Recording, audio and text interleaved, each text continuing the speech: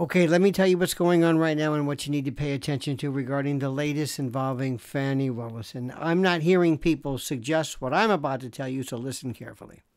First, Terrence Bradley is an idiot. Terrence Bradley has no balls. He has no backbone. He has no guts. He has no mind. He has no memory. He has no bearing. He has no direction. I don't know why he's there.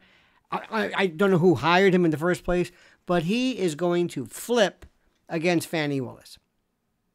They're going to put pressure on him, and he is going to sing like a canary and wait until you see what he's going to say. He's going to basically, he already has. He has said it so many times. He has basically established that both he and she, rather, Fani and Wade, are lying about when their relationship started, okay? We're talking about a relationship. You know what that means. That's what we're talking about. Not a relationship, not a romance. We're not talking about a romance. You can have a romance and not have sex. That's not what we're talking about. We're talking about here having sex. That's what we're talking about. Stop with all these terms. But that's not what I'm interested in. That's not it. It's the threat to him. It's the threat. It's an idea of telling him, keep your mouth shut. They're coming after us. They're coming after us. This is the story. This, quote, they are coming after us. You don't need to talk to them about anything about us. Now, this is according to DA, I love this, Cindi Lee Yeager. Cindi Lee, from the DA's office? Wait a minute. DA, Fulton County, Fani is her boss? What's her bone to pick? What's her axe to grind? They're going to try to impeach her testimony and character. But here's the line again. Listen to me carefully. Listen to me carefully. You don't need to talk to them. You don't need to talk to them. Wow. They are coming after us. You don't need to talk to them about anything about us. What does that mean? I think that's a threat. I think that's a threat. Do you know what it is when the district attorney who's under investigation tells somebody who is basically now a court witness and a witness who's been subpoenaed, keep your mouth shut? Now, it depends when this was being said and all of this. But you've got the district attorney telling somebody, shut up if you know what's good for you. If you don't see what this is about, oh my God. Now we're into obstruction of justice, witness tampering, threatening. I mean, this is obstruction of justice, witness tampering, theoretically. But you're the district attorney. And also, I've been hearing, and we've been hearing for the longest time, that there are people within her office who are just dying to come out against her. Dying to come after her. Because of the fact that she's this boorish, nasty, as somebody said, bratty, entitled, arrogant beast. That's where she's bestial in her actions. They can't stand her.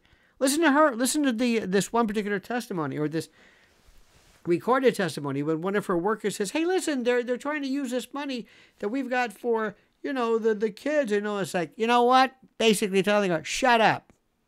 And she either quits or is fired. I mean, this is the strong arm. She's basically telling everybody what to do. You saw her sitting back there, this imperious Al Capone type, kind of rocking back in her chair, looking at the judge and saying, don't piss me off. And now she's telling Bradley, basically, or we find out, based upon the evidence of Yeager, the ADA, or the assistant district attorney, yeah, she's threatening him. This could rise to the level of federal. Well, we don't have any federal jurisdiction. There's no Department of Justice now. You think Merrick Garland's going to send the FBI in to investigate her, a Democrat? No. But if it was anybody else, if it was a Republican, for him to say, I was threatened by her, now she's telling me what to say. Think about this. If our friend, Mr. Bradley, took the stand and said, Judge, I got to tell you something. I'm going to give myself a Miranda warning.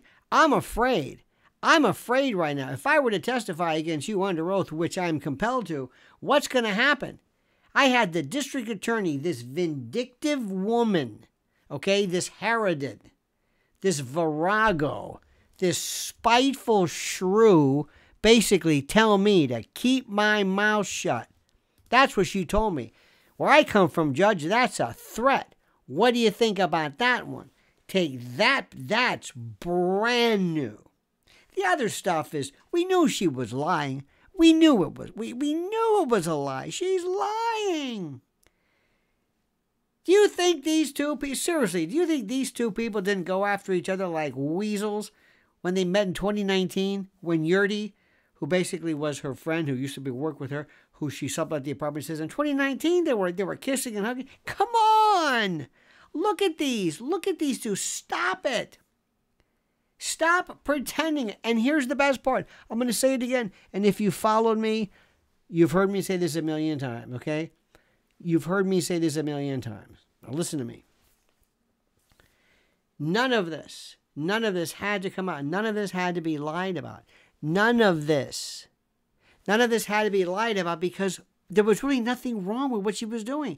That would not necessarily have disqualified her. If she came before the judge, came before Judge McAfee and said, listen, just for the record, yeah, we didn't have a relationship. We were going at each other.